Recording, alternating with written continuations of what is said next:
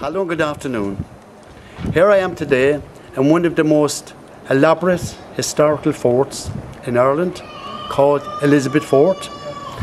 And with me I have one of the most eminent historians of military history in Cork, and his name is Michael O'Leary.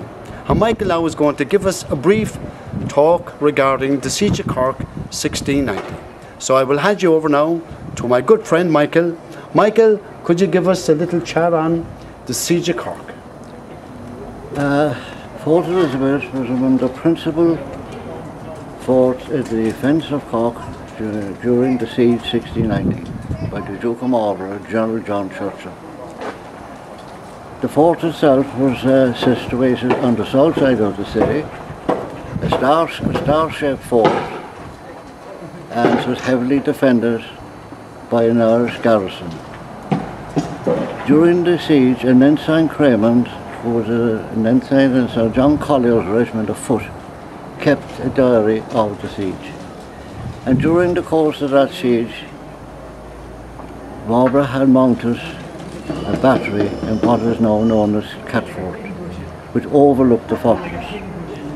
And they poured heavy fire into the fortress, and the screen over the main entrance, according to Craymond, our heavy guns destroyed the screen. That's the entrance you can see today in the fortress.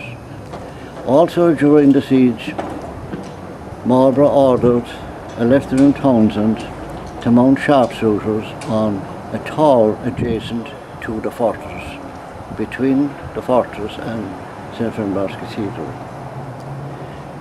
The sharpshooters shot the commanding officer, a Colonel O'Driscoll, and within 3 or 4 days, Cork surrendered. Now, the Articles of Agreement were signed, and among the articles were, number 1, that officers were allowed to march out, infantry were allowed to march with a bullet in the mouth. It's rather a quaint expression, but what it means is they had 1 bullet to defend themselves in case anybody fired. They marched to Limerick, and there they joined the famous Irish Brigade in the service of France that won victories for France all over Europe. As the poet David said, from Dunkirk to Belgrade lie the bones of the chiefs of the Irish Brigade. And the siege ended after 3 or 4 days, Limerick surrendered, and of course, unfortunately, we had a period of historical darkness for the next few centuries.